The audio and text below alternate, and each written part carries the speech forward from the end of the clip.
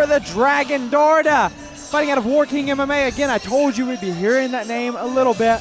He's got a 1-1 record in his last fight. He got his first win against Israel Binkley in that first round. In his first fight, he had a TKO loss against Christopher Tate. But he was doing really well in that fight. And again, we talked about these debut guys before, and sometimes you just don't really know. But the cool thing about Jasper right now is this is his debut at flyweight. So he's fought at bantamweight this last two fights. He wanted to make the cut because he was walking around at like 137. So he's like, well, let me actually cut weight and see what I can do. He's going to have the height advantage. He's going to have the reach advantage over most of the guys, and he will tonight as well.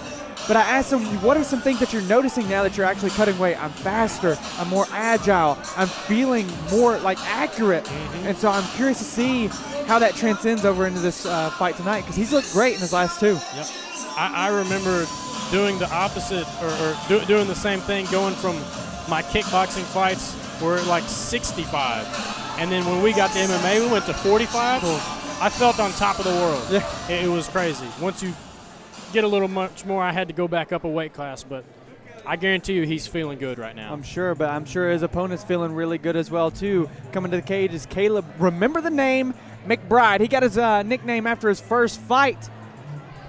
Whenever I just started yelling, remember the name! Remember the name. Fighting out of Dogwood, MMA over at Dyersburg, Tennessee. 2-0 record, he's undefeated. He had a rear naked choke win versus Brandon Serrano. Sounds like he's got the whole crowd behind him tonight. And he had a TKO win versus Ryan McCord in his first fight. Ranked number 5 in the state right now at flyweight. And he said he feels like he has the advantage on the ground. Cool fact, purple belt in BJJ, so look for him to use that, but Jasper's really good on his back as well. Yeah. What are some things that you've noticed about Caleb? Because you've seen him fight a couple of times now. What are some of his strengths? Man, I haven't seen I haven't really seen a major flaw, which I feel like coming with 2 or 3 fights, usually you find something you're like, this person's doing really well, they really need to fix this. Yeah. I haven't really seen anything he particularly needs to change. Okay. I feel like he's already got a good idea of what actually Danny Barlow, who's in the building today, told me, your amateur fights are all about finding out how you want to win, finding out how you don't want to lose, doing all these things, and it seems like after 2 fights he's already figured out what his plan is, what 100%. his game is. And so he's just, all he has to do now is sharpen his tools. And I know, again, Dogwood MMA is an excellent gym, so I'm sure they're sharpening him. And don't let this man's size for you. Dude, this dude is super strong. Yep. Oh my gosh. I mean, he's jacked. Look at him. Let's send it to Richard. MMA action. Introducing first, fighting out of the blue corner, weighing in at 126 pounds from Milan, Tennessee, representing War King MMA, the Dragon, Jasper Darda. And his opponent, fighting out of the red corner, weighing in at 126 pounds from Dyersburg, Tennessee, representing Dogwood MMA. Remember the name, Caleb McBride. Lane, you just pointed out to me Caleb's face. Dude. I said yesterday he's like the most ferocious dude. Jason Aldridge. He's legit. I mean, he looks so scary. He's on the prowl right now. He's so ready scary. This is what we call a hunter. Yeah. He's ready to hunt. I'm so excited for this fight because if it goes to the ground, I think it's super even. The length could come into play for Jasper, but man, I mean, Caleb is really good on the ground. Let's see where we get to. Here we go. Oh, my God! Wow. Speaking of the strength, that huge right hand right off the bat. Got to be careful coming in to mount here with those butterflies. You got to step over. See, he's already getting a butterfly hook underneath. You said he was great off his back. I'm seeing it right now. Oh, yeah.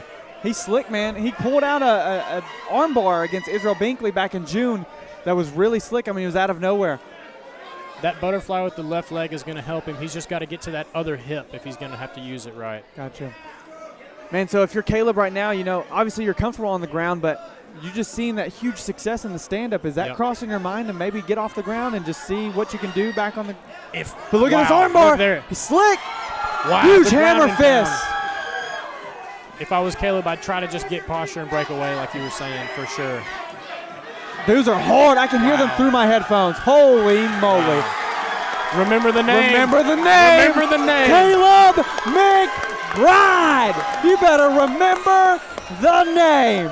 A hunter. A hunter. A hunter indeed. That was so fast. I didn't get to mention this fight was sponsored by the Pine Ridge Club. Couldn't get it out, I didn't man. get it out. Wow, what a fight. Crazy overhand in the Look first 10 how seconds. mean he I mean, looks. that's incredible. Jeez.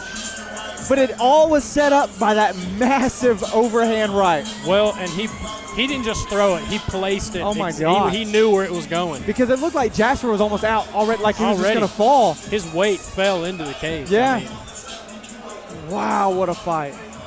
What a fight. I mean, at 125, that guy is a beast. Monster.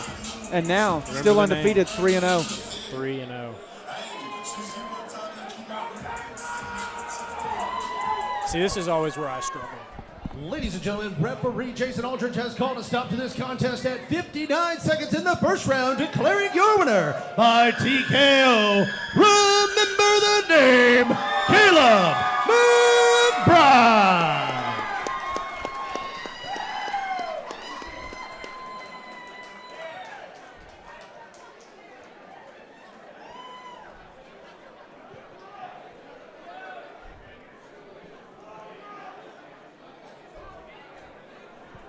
Man, I think you get more scrappy every time I see you.